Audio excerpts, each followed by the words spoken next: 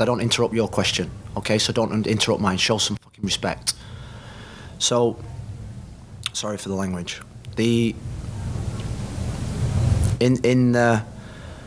Sorry, what was the question? Ask me the question again, please, Franco.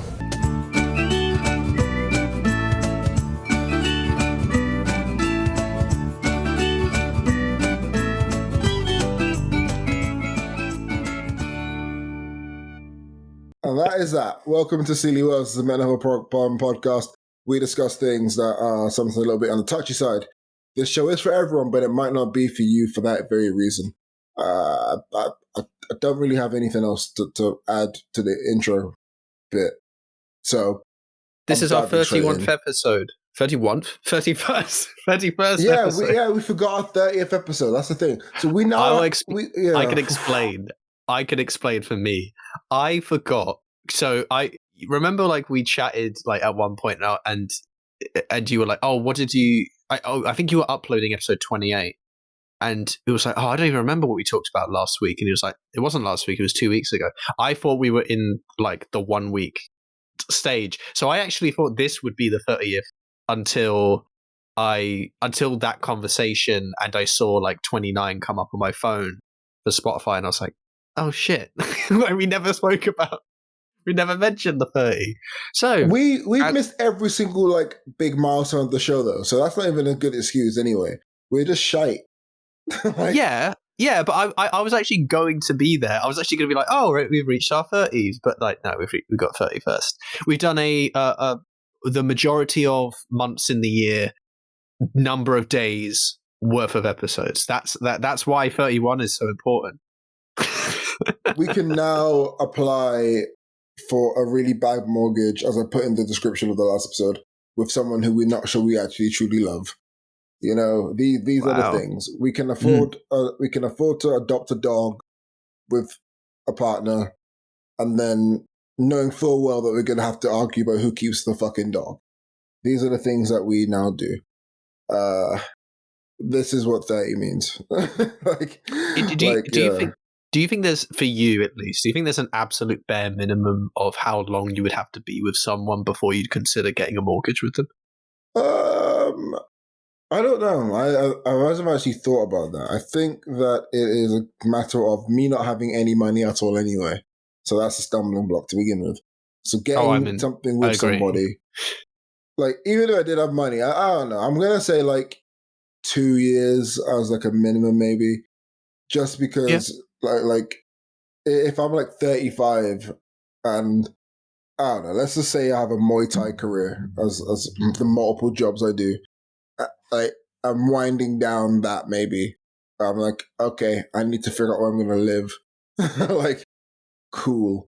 But I also, I don't like sharing. I don't like sharing, like, the idea of, if we break up, you're most likely going to get the house. I mean, there are ways you can sort that, but death. You might already know this fact, but just take a guess how long my parents were together before they got a mortgage for a house. I just don't remember. It's either really short or really long. Mm-hmm. It's one of those. Wasn't it like really short then? Given amount of time you imagine. Was it like legit like 6 months? Pretty close. I think it was. I think they got together around September, because I know the anniversary's in September, so it must be like just before my birthday. Of what year? 1995. Fucking hell. And and then they got the house, I think, in July the next year, I think, was when they got the house together. Or half the house, anyway. They put the mortgage up for that. So we own half the house. Hey. But yeah, no, that's... it only occurred to me after you said 2 years, and I was like, oh, 2 years. And I was like, oh, right. Yeah, that was less than a year. Yeah, that's a very odd... it's considering everything, like... did I talk about how I'm like partly an accident, partly not an accident? Did I talk about this? I'm sure you've been called it. Like, you know, like, no, this is something I've called myself. My parents have never called me an accident because they don't believe me to be an accident. but I was in a weird liminal space between the two where I like when they tried to have me, like, you know, like the first time, they did want to, and then like and then I think like within a week afterwards they were like thinking about it, and they were like, maybe, like, my mum was doing nursing at the time, and it was like, oh, maybe I should at least finish this thing in nursing before we actually go through with it. And it just turned out that like the first, I don't know if it was actually the first time, but the first time they tried happened to work. So then when my mum like started being sick and then she went to the GP, it was actually a surprise when she found out she was pregnant. Like, she didn't know. Like, she thought it was just something else, and had no idea that it was because she was pregnant. So it was a mixture of they were still very happy when it happened, but it was like one of those weird things where like it would have been delayed, I think, by maybe approximately a year or like less than a year or something. They probably would have had a house by the time they might be maybe tried again, if they were like at that point, because my mum was like, yeah, I want to have a kid. So so like, I was very clear with my dad, and my dad was like, oh, well, you know, we'll see. We'll see after a year or something like that. And then I guess she, I don't know, strong-armed him. I don't know. It was just obviously like they decided at some point or whatever. I'm not gonna analyze my parents at that time in their life. You know, they made their choices. And but here like, we are. but now, yeah. So it's just funny because I might have been like a much closer age to you, but maybe in a completely different year possibly as well, if we had like, if it had gone in that direction rather than you made it sound as if like successful. You're 31 or something. Why? Because you said like you would have been a much closer age to me. Like in reality, we're months apart.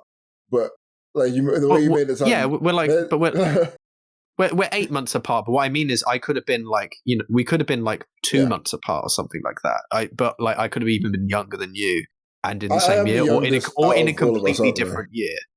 I am yeah. like by far the youngest, but I set up by months because no, I know you and Demi are pretty similar. I don't know who that. Like no, like I don't. Sorry, Debbie. I don't consider you part of like this. Sorry, I didn't know what group you were referring to. You're like it was vague what group you were referring to. But I mean, like anyone who's been mentioned on the show, plus Samson, plus Toga, pretty much anyone who's in like what I consider our friendship group, bar the auxiliary characters. So like, Demi's auxiliary then. Exactly. You know? Yeah, for you that makes sense. Like you don't have that much. You don't really have a relationship, so you know know each other. But yeah, I know she exists, and I'm happy that she exists. Mm-hmm. That sounds. None of this sounds good. like, you've been out. We've been out to a club with her, with us. You know, like we've done that, but that's like the limit. You know, I was barely 18, so like in my head that it doesn't count. That's you know, that's the thing. Like I've been thinking a lot about mortality recently, and I did get the go ahead from Ryan to discuss this. Please, yes. So yeah, brother Ryan got hit by a car, and it's really hit me randomly. I was meant to go see him this weekend in Northampton to do Halloween and to dance to really aggressive rock music at a nightclub and do all that stuff. He broke his like a part of his hip, I believe, and fractured his like fibia. All the injuries that a footballer would get that hurts his career rapidly. Ryan got because he got hit by a car. And I was thinking when he sent the message, I'm guessing that he was like on every drug possible because he literally said, "Brev, I'm not going to be able to do Northampton or See In Me in London." And I was like, "What? Yeah, I got hit by a car." I was like, "What?" I was like, "Fuck." And I was like, just to be clear, he got hit by a car and he was like just walking, like he was not in a car walking. Okay, that's really sad. So I was like, "Fuck," and I was like, "It could have been a lot worse. Like it's bad, but it could have been a lot worse. Like set up operations, all that shit." He's alive. He's talking. I did get the go ahead from him like 35 seconds ago, saying go for it. But yeah, it's like I was thinking, life would be really fucking bad if he had like been killed by that guy. Like, it would have been like fucking detrimental. Like it would have like collapsed everything. Like this show wouldn't have happened. Like this show probably would have been cancelled, like completely. Like, okay, yeah, like, yeah, like there's like mortality is something that cause I've been having thoughts about what it is now. Like, and I get really fucking worried about that shit now. And I'm not afraid of like the idea of death or all that stuff, but I'm afraid of it for other people. So there's always that fear of like, you know, something's going to go wrong, whatever. I think it's a very normal thing. I don't think I'm special. I don't think I'm going to be like a super outlier for the people who listen. And yeah, I think it goes back. I think it actually came from Calais because it would hear a lot of stories from people and they'll have very graphic details about how the things that they saw. Like I always remember a guy telling me a story about how he pretty much saw like, you know, his best friend like disappear. Like he saw his best friend running and a bomb went off and his best friend just wasn't there. Yeah. And it's like things like that stay with me. And one of the things about these guys who travel and were displaced is that they've seen so much and they're really good storytellers because a lot of the things that they have to do, they have to explain. So they have to explain how they got somewhere, where they traveled from, which country they're from. A lot of it is explanations. So they become really good storytellers by circumstance. And I hate how incredible it is. So the experiences you have in your life become a skill that is formed in you, which is why, like, when you see interviews with footballers, even though they're like really boring human beings, when they're talking about the sport that they played, it's naturally a really interesting thing. If you're wild like me, you like hearing people talk about their passions. It's why old school Rogan was really, really good because you would have people on talking about farming, and I know nothing about farming. I love like gardening. Hate no, I don't hate farming.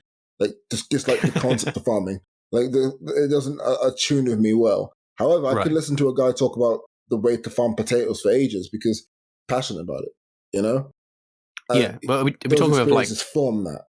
Are we talking with like machines? Or are we talking with like, you know, like hand sort of thing? Because I feel that there is a difference there, which this is a very long time ago. Like this is like we're talking like nearly 8 years ago now. Like I can't remember the guy's name, but things like that, or like even Joey Diaz discussing like his time in prison or his time like in Boulder, Colorado. You know, Joe. Like you've got to be like these are things that if a random guy was telling me this stuff, I wouldn't pay attention to because he's just telling me a story. But this guy's experiences, he's had so many that by circumstance, he has to explain these things. So he becomes a good storyteller by virtue of just experiencing something different, but in the same ballpark over and over and over again. So, like with a refugee experiencing loss over and over and over again, they have to explain the loss. Mm-hmm. And the loss is like the loss of people, the loss of lives, the loss of homes, the loss of stability, the loss of money, the loss of health, the loss of like. So you're really good at explaining these things. And yes, sorry. So I was just gonna say so you know because of that, there's now this feeling of oh shit, like mortality is really scary. Not for me, not self mortality, but more like you know we are very very very weak like as human beings. We're very strong, but also very, very weak, you know? Like a car is a 2-ton piece of metal or iron, whatever the fuck. And it's fucking terrifying. And now I was thinking on my way home, I was cycling on my way to my coaching session. I was cycling and for some fucking dumb reason, these kids, and this is really disappointing for me because I bat for like the generation ahead of us now really strong because I hate the idea that we shit on them because back in my day, no, fuck what we did in our day. This is the day now. And yeah, I haven't seen it in a while. I saw it today. A group of school kids were like, this girl was standing in the middle of a bus lane on her phone and all of her friends were around her, and like there was nothing around her. There's nothing like that can actually hit her, apart from me on my bike. Right. One of my friends like pulled her out of the road, and I just was like really disappointed. I was thinking, bro, all the people I've nearly hit has been older than me, and it's been a long time since I've seen somebody put themselves in a situation where like their lives are this close to ending. Because all it takes is a frustrated taxi driver to go, fuck this shit, and peel off into the bus lane, and she's dead. And like, there was no thought about that. And I was like, there's that carefree idea of it all. And I was like, wow.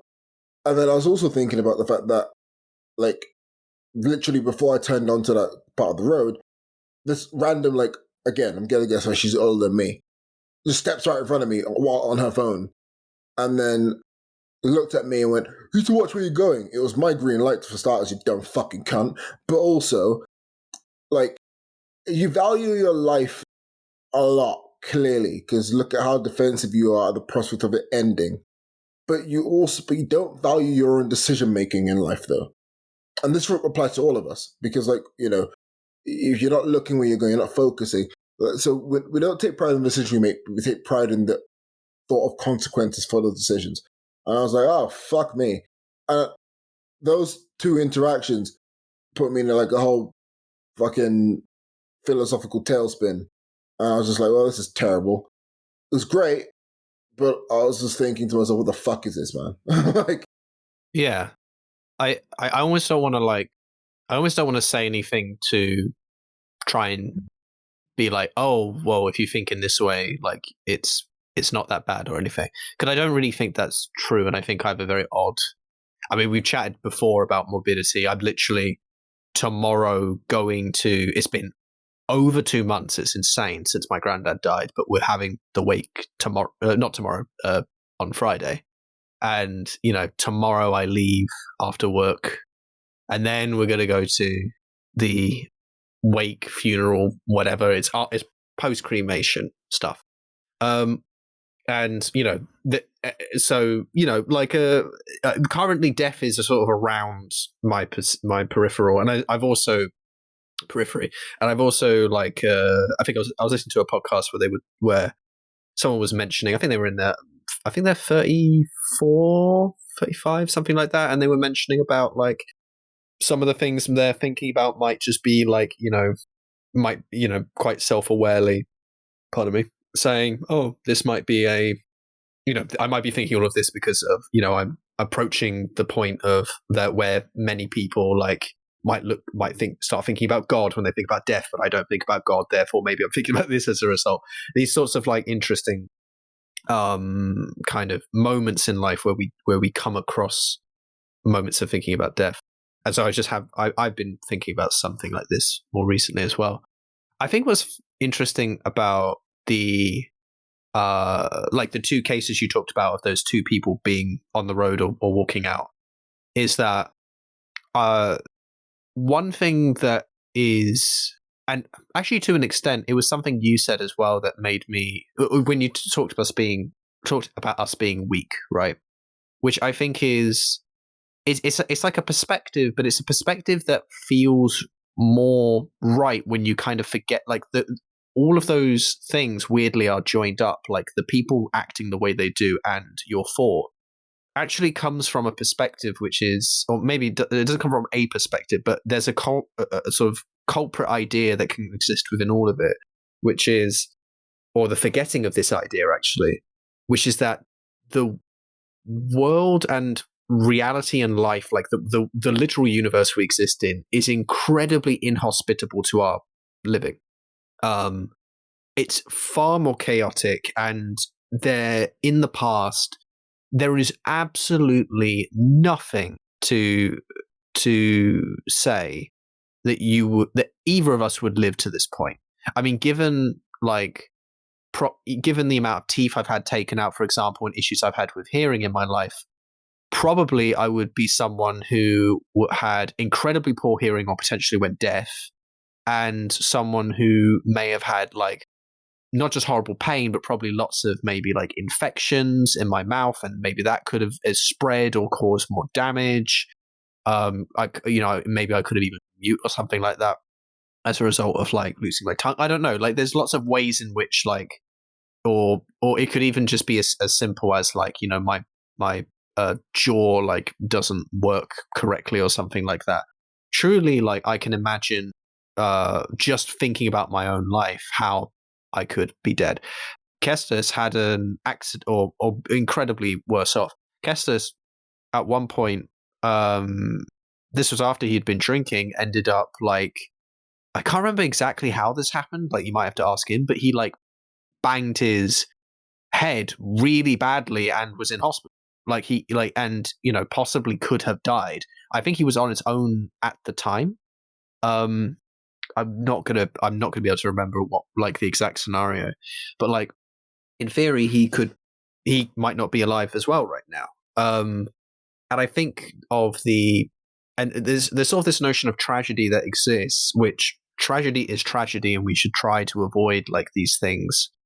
But I think that there's always this kind of recognition, at least I feel sometimes, which is the sort of the reality of like how present death is. Like there's no, and it's easy to kind of feel like when death approaches in any way, or things approach death, like, you know, Ryan's injuries, the kind of experience of like that kind of existential feeling of like, oh God, he could have died, and what would that have meant? I'm on a bike on a road, like, oh God, this could happen to me. And the truth is that there's so much there's so much faith that we're naturally putting into like society, which is some of it is actual expectation. Like it's kind of a thing that we're confronting, that we put it on. But then there's a lot of things that we kind of just assume work. And I think just death to people, like the kind of death which is unpremeditated, accidental, or completely outside of our control, it doesn't always feel to people very real. You know what I mean? Like it feels outside of what's possible.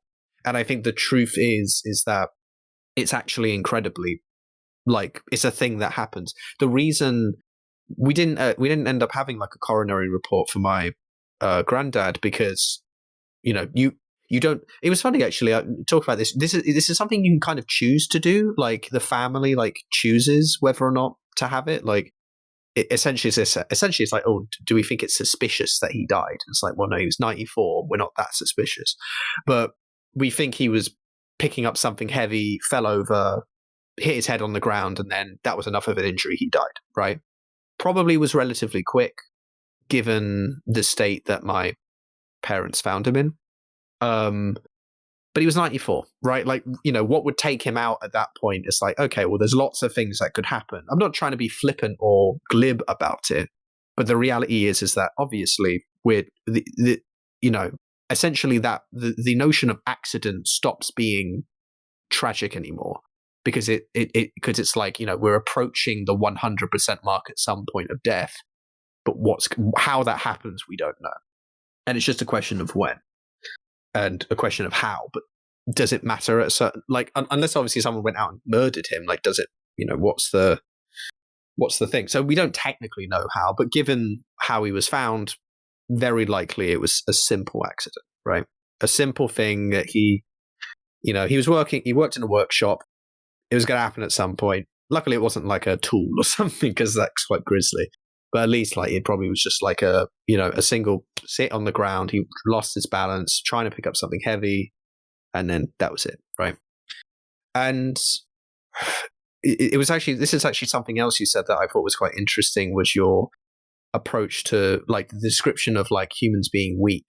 Was talking about a car, which I think is fascinating, because we made cars. Like it's not, cars aren't a natural phenomena. Like that's a phenomena we have made, and it's also a phenomena that exists within a framework of like rules. Like, oh, a car, you know, you have to have all of these things in order to own a car. There's lots of rules about the person who can drive the car, like the state they can be in, the rules about how they should drive on the road, and it's incredible. But after having not gotten my driving license, but having learned how to drive, like through driving lessons. So, I'd have to redo it all again at this point. But having driven, I became so fully aware of how, what's the word for it? Like unstable it all kind of is. Like everyone, if they're following the rules, we're going to have a pretty good time overall, right? We're all going to do pretty well, but we're not all going to be 100% about it, even if we're trying to be. And then there are people who are flagrant with it or, and so on. And I think that's where like death, for me, at least, like that recognition made me learning how to drive made me more scared of roads than ever. Like it's good because I should feel scared when I go on a bike on a road in many ways, right? Like if I'm going on a road with cars. And I think having done cycling more recently, I'm glad that I know the rules of the road from a driver's perspective, because I can understand maybe like what the right thing to do in a certain scenario is, and also I just know how the highway code and everything. But it does it always sinks in my head that like, yeah, no, there's no like, like if I hadn't had that, I would just assume things would kind of work out at some level, like while riding a bike. It might be scary, but it's scary in a different way. It's scary because I don't know, but knowing it makes a different kind of scary, kind of the recognition of your mortality versus it is in balance versus being scared that something kind of just tragic and sudden will happen. It's like, no, the sudden thing is not what I'm scared of as such. It's the knowledge that the sudden thing exists because I understand everything around it. So it's not better or worse necessarily. I think it is better technically because I'm a better cyclist as a result. I know what I should be doing. Possibly I know the psychology of drivers a bit better as a result. But that doesn't change the fact that ultimately it's still the same feeling around mortality that you're experiencing, or the idea that things could go really bad. Me and you have had very different experiences of people around us dying, which is why nothing I say is an attempt to try to, and I know that I'm not trying to do this, or I hope so, but like my sort of, and also like we talked about like how my family are with death and medical stuff and lots of different things like that. The way that I have like sort of compartmentalized it, or in the way that it doesn't bother me in certain ways, as well as the way in which it does, as well as, for example, we both had like suicidal thoughts and things like that, so we both have like our own perception of like both suicide and death in general, like is maybe different than some other people's.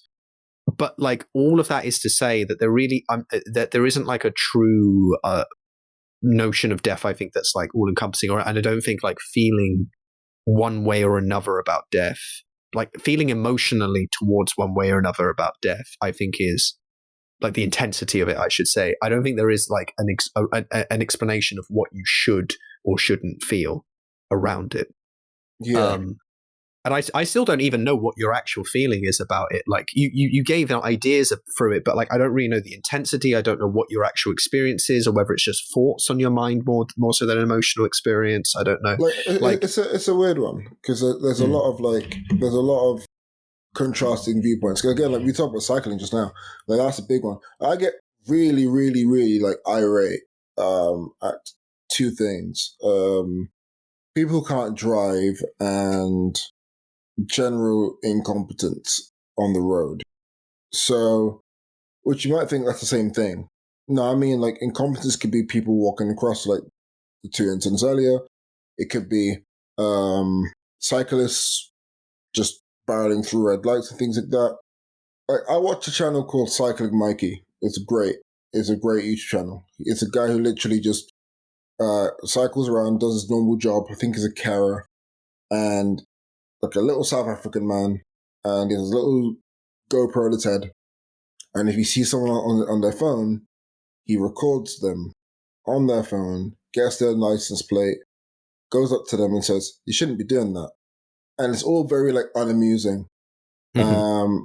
And some people react really badly to it. Some people react like, oh, I'm super sorry. And he always reports them. He always reports them. People hate him. People love him. I'm in the camp that loves him. The justification that people will try and give as to why what he's doing is bad is wild to me. Right. You're on your phone and, oh, I'm in traffic. We're not even moving. Okay, cool. That's all well and good. But when we do move, your mind's not switched on. It's not attuned to the situation. That's the thing. A lot of people be like, oh, well, like it doesn't matter because the car engine wasn't even on. Cool. There's a time our brain takes to process actions, which is why we have the whole idea of like doing things, what's the term? Doing things automatically. There's another term for it. Autonomic? Like going through the motions. Sure, like, yeah. Yeah, like that. So I know it because when I was in like my mom's car driving and things like that, I see it. Like there's certain things you just do. Like I know drivers who never check the blind spot, but they've never been punished for it, so they never do it.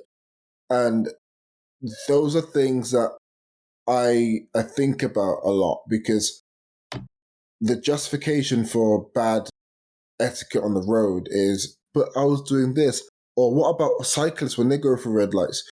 And I now see loads of people on the phone while I'm cycling. Like 2 months ago, I bought a headset, like a GoPro style camera, and I just need to connect it to my helmet. And I was making a joke, being, I'm not going to be cycling Marlon, and it's going to be really funny.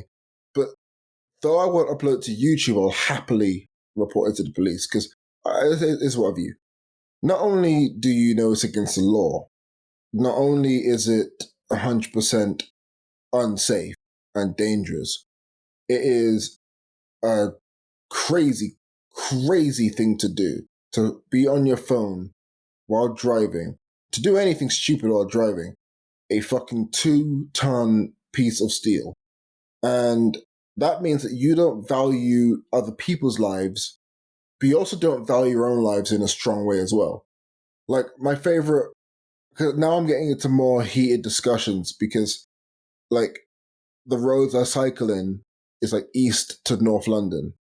So a lot of the time you just encounter people on the way back from work, people on the way to work, people with kids. Yep. And some of the shit that I end up saying to people is fucking bad. Because like, I had a guy pull out in front of me near Bethnal Green, and he was like, oh, I'm sorry, I was on the phone. And I was like, the fuck? So at a red light, I cycled up to him, and I saw he had a fucking baby carrier in the middle. And I was like, hey, killing me is one thing, but killing your own fucking kid? That's disgusting. And I don't think I've ever been that mean to somebody in my life.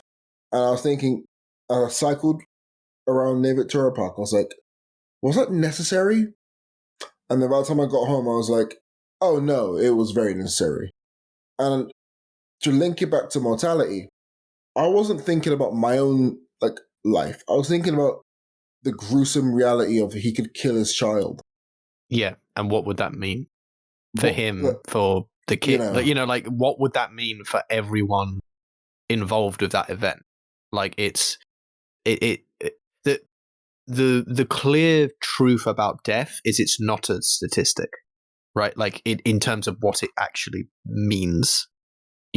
There's no. I mean, I can't even think. I can't imagine there is any single death that could ever happen that is, unless it's like someone who no one knows dying in a place completely isolated and their body is never found, and it's and it's whatever. Like the limit, but even then, it's like even then, there's like potential waves or echoes from it. But like in the case of that guy, right? If something had happened to his child. Yeah. We don't even have to go as far as death, but let's go as far as death. The effects are not something that we like. It goes beyond tragedy. The kind of pain that causes, right, and the effects that has, and I don't even know how best to describe it, because it's just one of those things where there is no world in which this isn't the like the most pivotal event to so many people, and it's the most pivotal negative event to so many people. Like you can have whatever, if you were literally just talking about the death of a person on their own life, like the effect it has on them and themselves, right, is one thing, because there's so many ways in which that is kind of overstated, understated, whatever. But then, like death onto yourself and what and how it happens and all sorts. But the echoes of a death is far more insidious than the death itself in many ways. And I can't imagine, like I've had the call of the void and like morbid thoughts of like being with my niece and holding her so that she can like look over something, right? Trying as best I can to just imagine in my head how horrible it would be if she fell over, right? If I let go, or like if something happened that was so awful. And I've done that all throughout my life. I have like L'Appel du Void. I can't remember what the French version is, but it comes from French, like Call of the Void and those sort of morbid thoughts. I have them all the time where I just literally today I was imagining walking up a hill, and where cars sometimes come up the hill quite fast as well as downhill. But on my side, they were going uphill. And just imagining one like hitting me from behind, and just like imagining, I would get hit by this. I would then go, this is a very narrow lane or narrow pavement. I will smack into that lamppost and into that wall at the same time, crushed in the corner by this car, depending on the angle it hits me. And just imagining all of this shit. And I also imagine like when I walk past people on this, and sometimes it doesn't even have to be that narrow, but in this case, this is a narrow pavement. Walking past people on the pavement and just imagining someone pushing me into the road, like, just for no reason. That's very so common. I constantly think about those sort of things. For me, anyway. But yeah, well, I don't actually know how common it is. It's interesting, but I've always had it. I've had it a lot. Maybe it's associated with anxiety as well. Yeah. I'm not sure. A girl I dated, the most recent one actually, revealed something really fucking weird. It was very much like I get these really intrusive thoughts. She tried to play it off like it was like a very cute thing. That's the word I was looking for, intrusive thoughts. Thank you. And it was like, I kind of just went to push that guy off the platform. Yeah. In front of the train. And I was like, you fucking psycho. I love you. But also, but like that feeling. I've never had the feeling I want to push somebody in front of a train. I've had the feeling of somebody wanting to push me in front of a train, like what you described, pushing me into the road or whatever. And I watched a video on Reddit, and it was of a guy in his car, and he pushes this guy on a bike off the road, and this guy goes straight into a stationary car and cracks the windshield. And I'm like, that could happen to me, and I know it because someone tried to do it, and it's not hard to divert somebody on a bike. It really isn't. And I was just thinking like about those things and like, hey, what is life, man? And how like, just how I guess how just like precious but also meaningless but also meaningful it all is. And even like the tiniest fucking things, like the tiniest fucking things, like this is not I don't want this whole episode can just be titled death, but like just how simplistic it all is. And which part? All of it. All of it's really simple because like you die, you're not there anymore. Done. Mm-hmm. Like, well, very, that's very your simple. Opinion, Alex.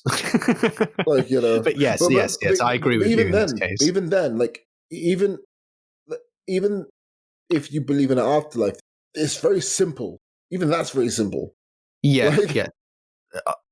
Outside of like maybe some moral maths that has to be done to determine where you go or whatever. Yes, it's a simple binary notion of.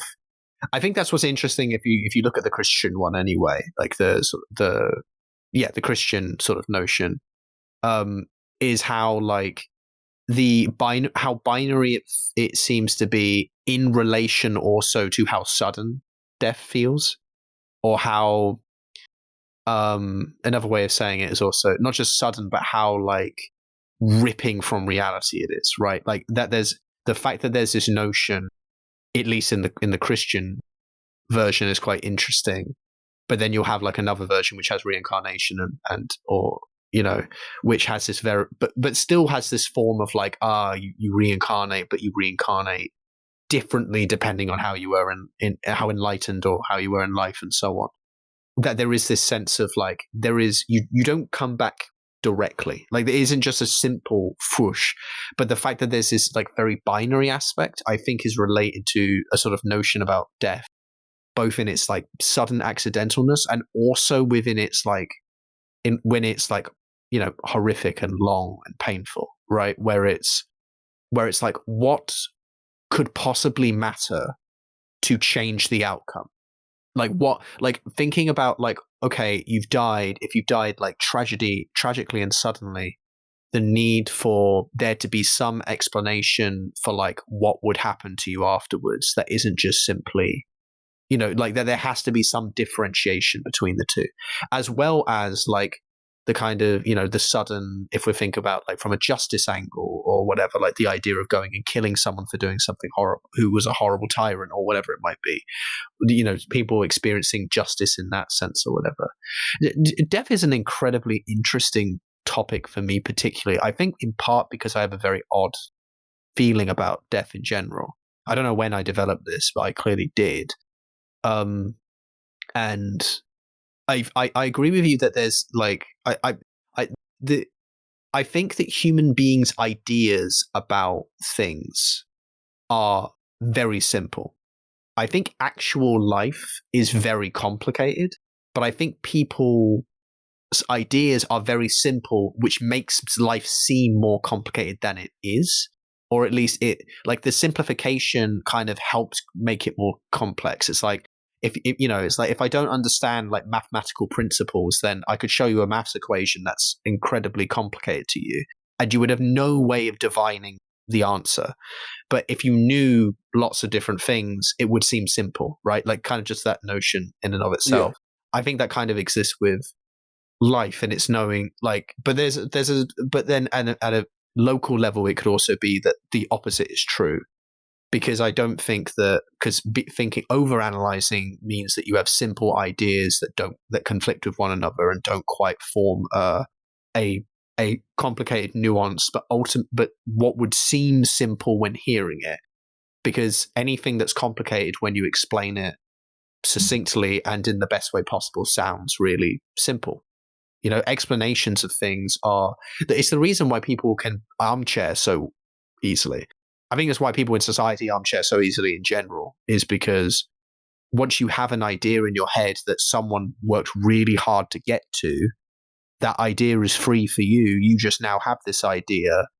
Oh, I'm watching a scenario. I know how I would act, or I know what I would do, or blah, blah, blah. I have like an explanation for what should happen. Or even me, like to me, in the way that I talk about death, like the way that I experience it is so far has kind of fed into it.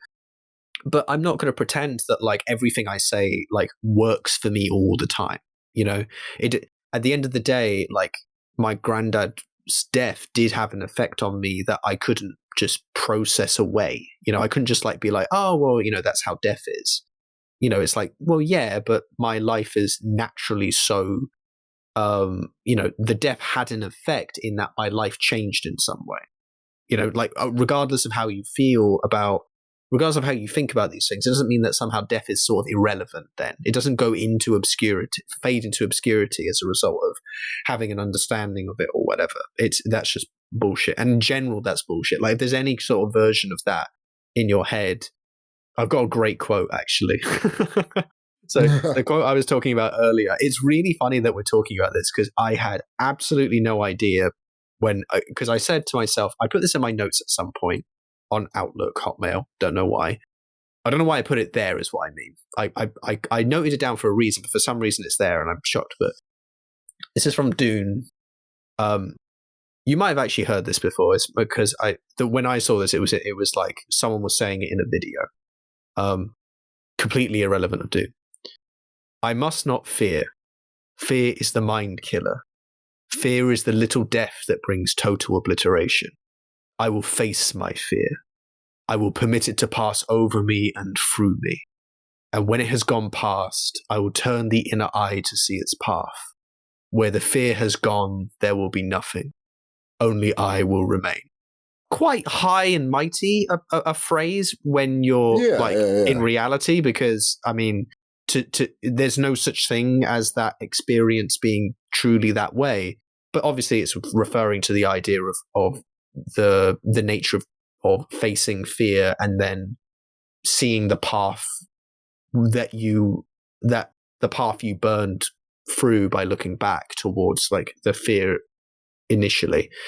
And this is also, and for example, I think I remember talking about this with my brother, actually. This is I can't believe this is actually was a conversation my brother had, which was about death. We were on holiday, I don't know, and we were in the car just chatting about this, chatting about like if you died now, or like if you died like really soon, like what would you like? How would you feel about that? Or like, what's your how does that make you feel? Like that feeling, knowing that, or whatever.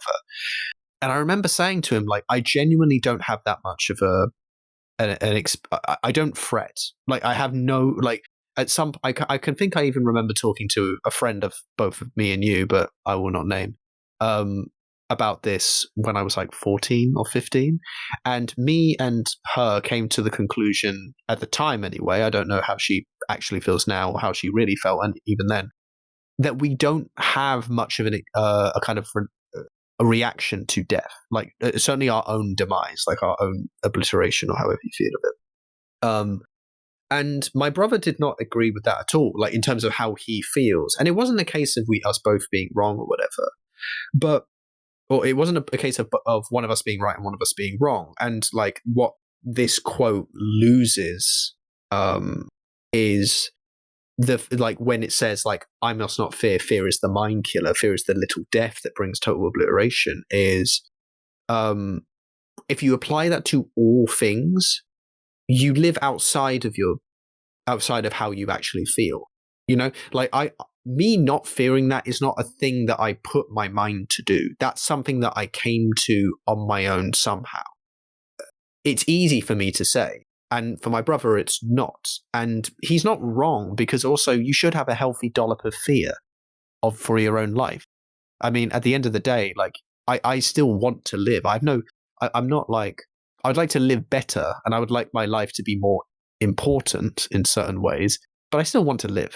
I'm not in the position of being like, well, since I don't care about death, therefore I don't care about life. But obviously we can see, but for different people, like the idea of their own death holds different levels of weight and value. But I think as you're describing, and I think which is more my thing is, and I think which is why I referenced like my niece and that, is the death of another is a very different experience, at least, like especially if we're going into the sort of tragic potential available to us within this topic. But just the death of another person has a different weight over me than anything. I think I can't remember why. I think I was very depressed at the time, potentially, but I remember that I was just listening to music, and I this is quite a few years ago, and I remember thinking about if each of my family died, like if any of my family died, I was thinking about like, okay, what if my mum died tomorrow, and then imagining the world after that, imagining the life after that. What if my dad died, imagining the world and life after that. And very recently, I think this is why I was thinking about it, my brother got into a situation where, let's just say he was in a situation where he was threatened with a weapon by someone. He was just with a friend and they were hanging out, and a group of people decided to threaten him, and he spoke with me about it, and it was like this, and he had his own feelings on it or whatever. But I remember thinking about it, and I remember the context for how I was thinking about it then was set within that at the time. And I was thinking, if that happened, I think that if my brother died, I think I would drastically change as a human being, and I think I would turn from pacifist to outright, I want to find this person and kill them. I think that I would genuinely, I would have to actively work to suppress that side of me. I know that I have the potential to do that sort of thing. I'm aware of that, at least I feel that I can. I have no qualms. I have no, anything that I feel now is something that either comes easy to me or is something I actively am working on being, on doing. I don't know how much I could, I think genuinely part of my life would go to trying to find out who it was that did it. Especially in retrospect, he knew one of the people in the group. It completely unrelated to what happened, like why it went down or whatever. He just happened to know someone in the group. He knew him through, he just knew him. And it's like, and I don't know whether that mattered or not, but if that had happened, I think with the context of that, I think that I would have gone fucking crazy. I think I would have changed so dramatically and become much more vengeful and probably tried to, and I thought to myself, okay, well, would I, if I could figure out who it was on my own, would I rather kill them or have them arrested? And as sad as it was, I couldn't tell what I would do, and I'm saying that while also giving this whole speech about how I feel about death and how and so on, and the chaos of it all. Like, that was just something I recognized in myself in that moment, that I truly would not be able to control myself in the way that I feel I can now. And it affected me way more than anyone else dying. Like, my brother dying was a huge, just completely different.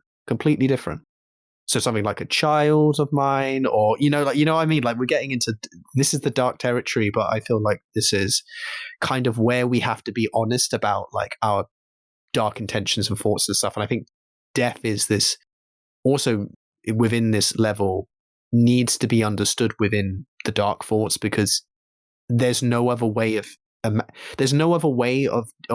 death does not exist in this, like it's describing. Like, it's not just a fear that exists that has no kind of ties or attachments to the world. Like, death is primarily attached to existence in the way that existence is actively trying not to die all the time. Like, that's the active process of your body. That's why we evolved to be the way we are. It's, there's so many aspects to it. It's a lot of, I said a lot there, but, and I want to say ultimately that, like, I thought about all those things, and it was one of the most cathartic experiences I ever had. It was like it was so cathartic to get out sort of emotional turmoil and burden within myself when I recognized that. I actually think that lots of the emotion felt around death specifically. And as long as we tell the stories, I think that's another thing that when you talked about those people telling you what happened to their friends and so on, which is absolutely, it's disgusting that it happens and yet there's no empathy, right? It's horrible enough that it happens, but the lack of empathy I despise. But there is something very natural about the speaking of death, and I think very cathartic about speaking about death. I think that there's almost something ritualistically celebratory of someone's life and existence to say that it is disgusting that they died, or this is what happened to my best friend, and it should both have an effect on you and affect the way you live in certain ways. It doesn't have to, there are many negative ways it can and positive ways, and I think that positivity should be recognized. I think that and at least the neutral also should be recognized. I think we need to be far more, I don't think we need to be more open, but I do not want people to feel that they have to hold any weight or burden on their own as far as death is concerned. And I think it's almost it's such a natural expression of, like, both existential understanding of our own mortality, and also just it's like psychology 101 almost in my head of like what of like the kinds of things that we should look at, care about, and appreciate. And it's one of the reasons why cultures all over the world all have their own ways of dealing with things. Some of them are better than others, I feel, in terms of like maybe when you start comparing them or whatever about what ideas work, whether it be in terms of bereavement or about death itself. But doesn't change the fact that people are going to use whatever they can to understand the world, and death is absolutely one of the most like consistent and necessary ideas to sort out if you're building a civil, or if you're part of a civilization and culture. It's working out what death means to you. So incredibly fascinating this topic, and and meaningful. I think we end it here. I think you've closed it out perfectly. I actually managed to say everything I wanted to say, I think, as well. Yeah, like I think I mentioned that the funeral is happening in 2 days, and I think, and I got to say that quote.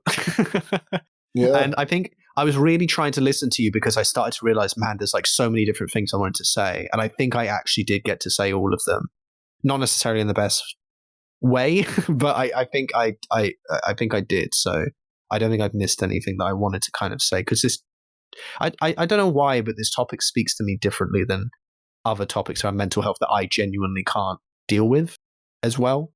So like if I'm gonna, I don't know, I feel like kind of not I don't feel like I have a duty, but I kind of feel like I have a duty to kind of give my thoughts on it, even if it's not saying very much, like just kind of laying it all out there. So I'm glad. I think I got everything. And that all being said, we're going to take 2 steps to the rear and get out of here. We're in the wind. See. Fly away.